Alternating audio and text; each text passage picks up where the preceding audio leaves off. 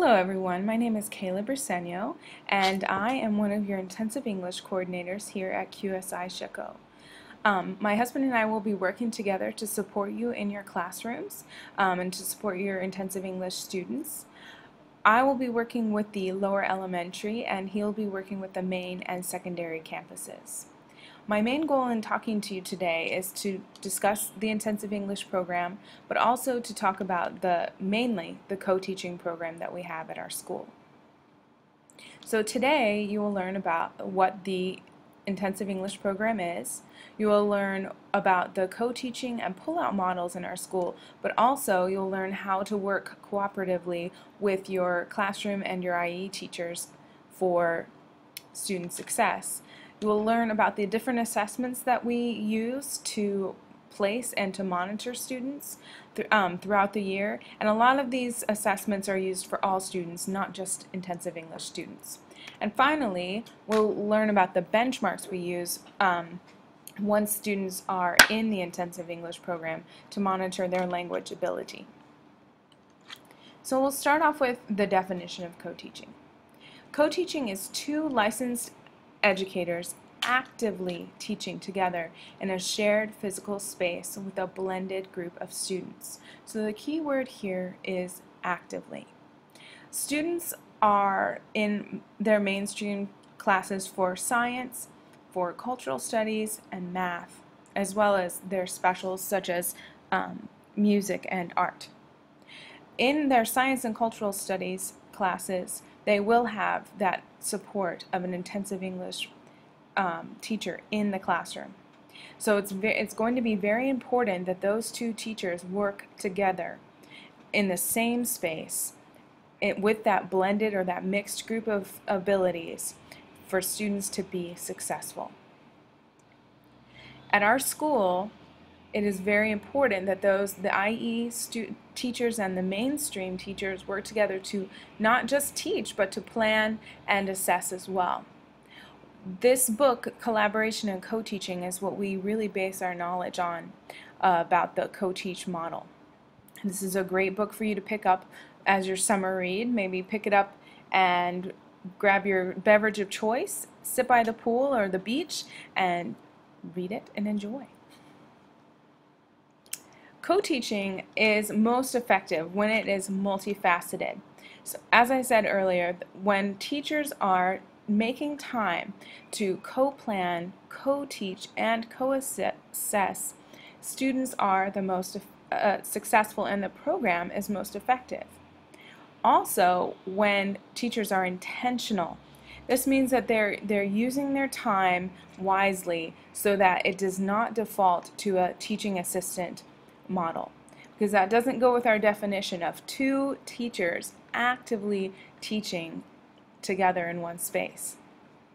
So it's going to be very important that you take a multifaceted and intentional approach to co-teaching. So next, what you're going to do is you are going to watch a video, and this video will lay out the 6 different models of co-teaching. You will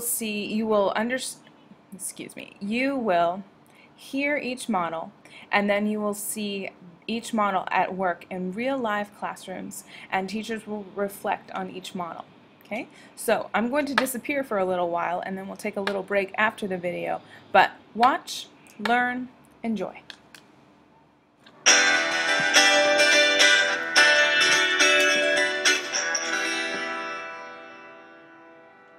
Hi, gentlemen, find your seat. Your stuff's already out. All right, let's get rolling, kids. It's really important that we work with each of the students because we want them to view us as equals in the classroom. So even though I'm classified as the general educator in this classroom and Terry the special educator in the classroom, the students don't know the difference. When deciding how we're going to be co-teaching different lessons, we really take into account the pacing of the unit, how far along we are, and how well they've gotten previous objectives. So we really have to look at what our end goal is and what we think the best way is to get us there.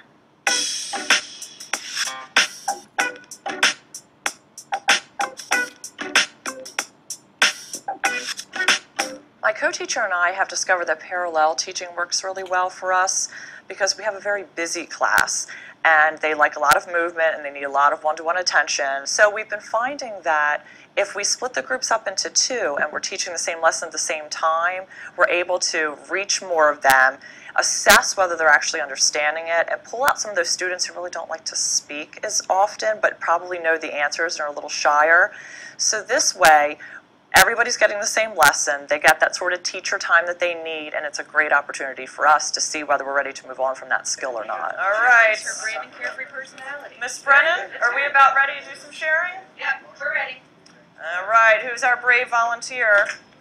It helps us make sure that every single person at our individual station or table understands what we're talking about.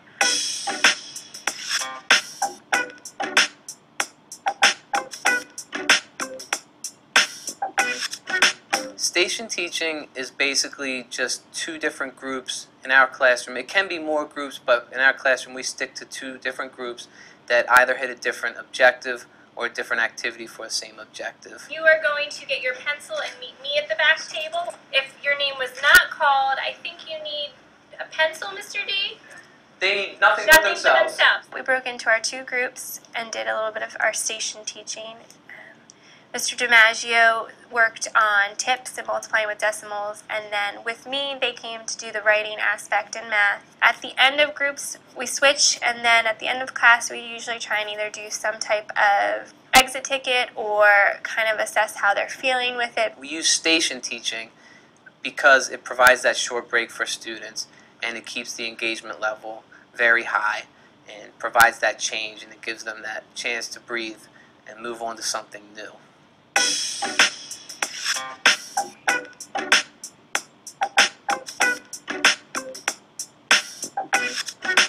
Today in class we were teaching 2-digit by 1-digit multiplication. We decided to co-teach that one with team teaching because we knew we'd be able to get the banter back and forth between us. Team teaching is really useful when you have harder objectives to cover, just because you could have that other person bringing their idea and bringing their instructional strategy into it to teach it another way. There's no way, they can't handle numbers that big. No. There's no way. We wanted to make sure that they were all getting the information the same way, and we really wanted to have the chance to both of us be able to look around the classroom and see if the kids were getting it.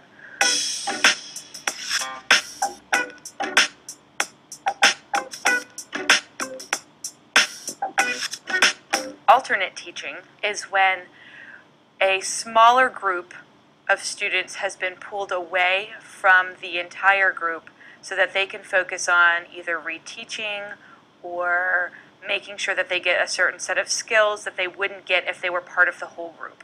So where the majority of the class was writing independently, we were able to have a table of students who are struggling with their writing work together on almost a team paragraph where they were sharing ideas. I like that she is brave and carefree. Perfect.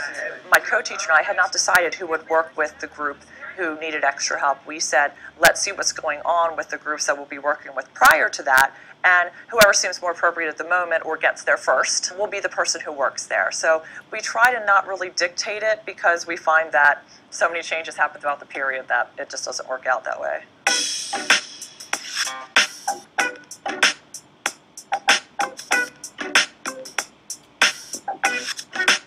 We usually plan for one teach and one assist when it's something that we want the whole class to do. A lot of times when we do one teach and one assist, we might have Mr. DiMaggio start with the lesson and give some of the directions while I'm walking around collecting data or helping students in need, and then we might switch it up and I go up front and keep going with the lesson where he dropped off. Anything else? What do I need before that? In writing, we call it a topic sentence. So what is our topic here?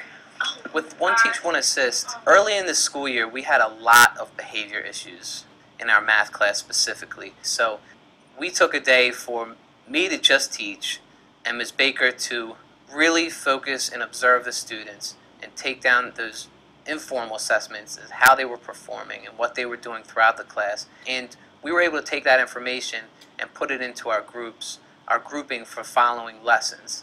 And we were able to make much more effective groups. The distraction went down, the interruptions went down, and the learning went up.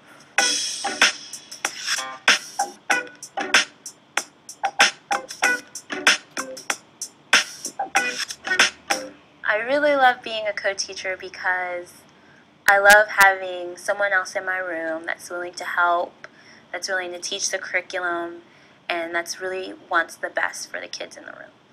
It's just so much more fun, and the interaction is great with the kids and with the other adults. It just makes it so much more interesting. And we have more success.